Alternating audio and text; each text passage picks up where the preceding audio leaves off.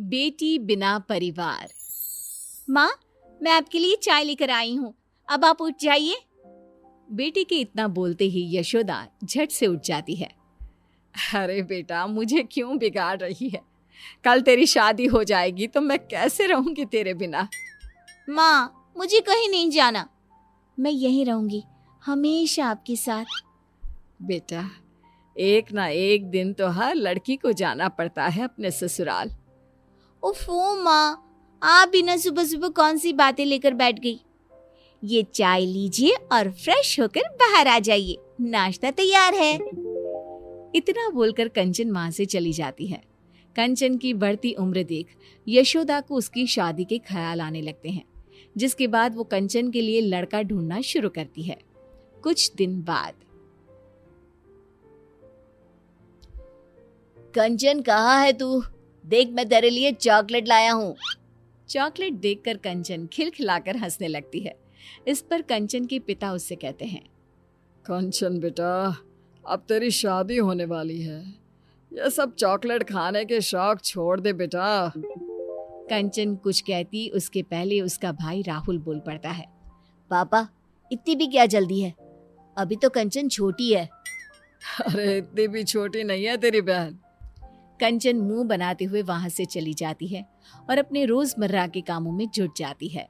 अगले दिन। कंचन बेटा, आज तू घर का कोई काम नहीं करेगी, जाकर तैयार हो जा, थोड़ी ही देर में तुझे लड़के वाले देखने आ रहे हैं। माँ प्लीज, मुझे कहीं नहीं जाना आप लोगों को छोड़कर। जाना तो पड़ेगा ना बेटा, दुनिया की यही रीत है, हर लड़की को एक ना एक दिन पराए घर जाना ही पड़ता है। चल अब जा, तैयार हो जा जल्दी से। माँ की बात मानकर कंचन तैयार होने चली जाती है, जिसके कुछ घंटे बाद लड़के वाले भी कंचन को देखने उसके घर पहुंच जाते हैं। दोनों ही परिवारों को रिश्ता मंजूर हो जाता है और एक सप्ताह बाद कंचन की श्लोक के साथ शादी हो जाती है। कंचन के जाने के बाद सभी को घर बहुत खाली खाली सा लगने लग जाता है। माँ, मुझे छोटी की बहुत याद आ रही है, वो होती तो अभी पूरे घर में इधर से उधर नाच रही होती। हाँ बेटा, तू सही कह रहा है, उसके बिना ये घर खाने को दौड़ रहा है, लेकिन हम कर भी क्या सकते हैं, एक ना एक दिन तो ये होना ही था। ऐसे ही 1 महीना बीत जाता है। अब यशोदा को घर का सारा काम अकेले ही करना पड़ता, जिसके कारण वो अक्सर बीमार रहने लगी। यशोदा, तुमसे कितनी बार कहा है, ज्यादा काम मत किया करो। लो, हो गई ना फिर से तुम्हारी तबीयत खराब। अब मैं घर का काम नहीं करूंगी तो और कौन करेगा? कंचन भी नहीं है। मेरी बेटी ने आज तक कभी मुझे कोई काम नहीं करने दिया, जिसके कारण अब मेरा शरीर काम का ज्यादा भार सहन ही नहीं कर पाता। क्यों ना हम राहुल की शादी करवा दें? बहू आएगी तो तुम्हारी भी थोड़ी बहुत मदद हो जाएगी।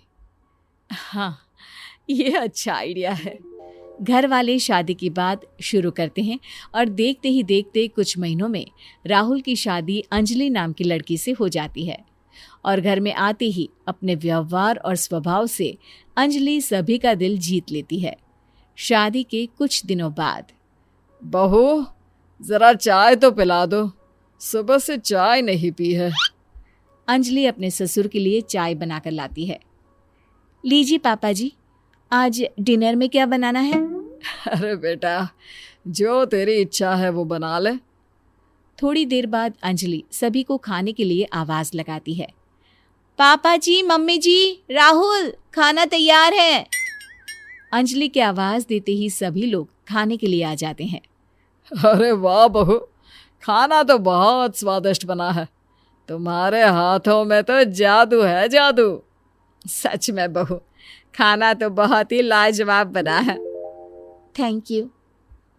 माँ पापा, मैं सोच रहा था क्यों ना हम सब कहीं घूमने चले।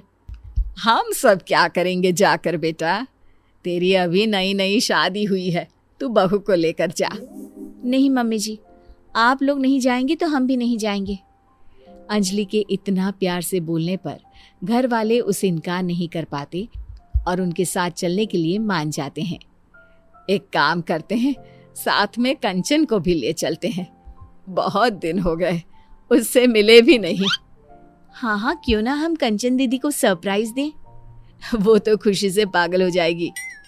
ठीक है, फिर मैं आज ही उसे यहाँ आने को बोलती हूँ। उसके बाद हम सब उसे सरप्राइज देंगे, फिर सब साथ में घूमने जाएंगे। फिर क्या था। यशोदा तुरंत कंचन को फोन मिलाकर बैठ जाती है, जिसमें दोनों माँ बेटी की लंबी बातें चलने लगती है। और उसी में, तुझे पता है कंचन, तेरी भाभी बहुत अच्छी है। जरूर पिछले जन्म में मैंने कोई अच्छे कर्म किए होंगे जो मुझे अंजलि जैसी बहू मिली है। अपनी माँ के मुंह से किसी और की इतनी तारीफें सुनने के बाद कंचन को अपनी भाभी से जलन होने लगती है। माँ, आपको नहीं लगता आप कुछ ज्यादा ही बहू की तारीफ कर रही हैं? कहीं भाभी आपके हाथ से फिसल ना जाए। अरे नहीं नहीं बेटा, वो ऐसी नहीं है। तू एक काम कर, कुछ दिनों के लिए यहीं आ जा। इसी बहाने अपनी भाभी को अच्छे से पहचान लेना। भाभी से तो अब मुझे मिलना ही पड़ेगा। उन्होंने उस घर में मेरी जगह जो ले ली है। अगले दिन कंचन अपना सामान लेकर मायके पहुंच जाती है, जहां अंजलि उसके लिए चाय नाश्ता लेकर आती है। दीदी, तुम्हारे ससुराल में सब कैसे हैं? मेरे ससुराल में सब ठीक है। आप यहाँ का बताइए कि सारा काम आप बराबर कर लेती है ना? माँ से तो नहीं करवाती काम। अरे कैसी बात कर रही हो आप दीदी? मैं भला मम्मी जी से कोई काम क्यों करवाऊंगी? ऐसा होना भी नहीं चाहिए, वही आपके लिए बेहतर होगा। कंचन, ये क्या तरीका है अपनी भाभी से बात करने का? हाँ माँ, अब तो आपको मैं ही गलत लगूंगी ना। ऐसा नहीं है कंचन, तुम गलत समझ रही हो। आपसे तो मुझे बात ही नहीं करनी। इतना कहकर कंचन अपने रूम में चली जाती है। अंजलि बेटा, कंचन की बात का बुरा मत मानना। उसका अभी शायद मूड खराब है। कोई बात नहीं मम्मी जी, मुझे उनकी बातों का बुरा नहीं लगा। अगले दिन अंजलि रसोई में खाना बना रही होती है, तभी वहां कंचन आ जाती है। भाभी, आप रहने दीजिए, आज खाना मैं बना देती हूँ। अरे नहीं नहीं दीदी, आप मेहमान हो, कुछ दिन आराम करने का मौका मिला है, मैं आपसे काम नहीं करवा सकती। मैं मेहमान नहीं, बेटी हूँ इस घर की। आप जाकर बैठिए, मैं खाना बना देती हूँ। कंचन की जिद के आगे झुकते हुए अंजलि वहां से चली जाती है। थोड़ी देर में कंचन का खाना बनकर तैयार भी हो जाता है। आ जाइए सभी, मैंने खाना बना दिया है। कंचन की आवाज सुनकर सभी लोग आ जाते हैं और खाना शुरू करते हैं। आज बड़े दिनों बाद तुम्हारे हाथ का खाना खाकर मजा आ गया बेटा। मैं तेरे खाने को बहुत मिस करता था।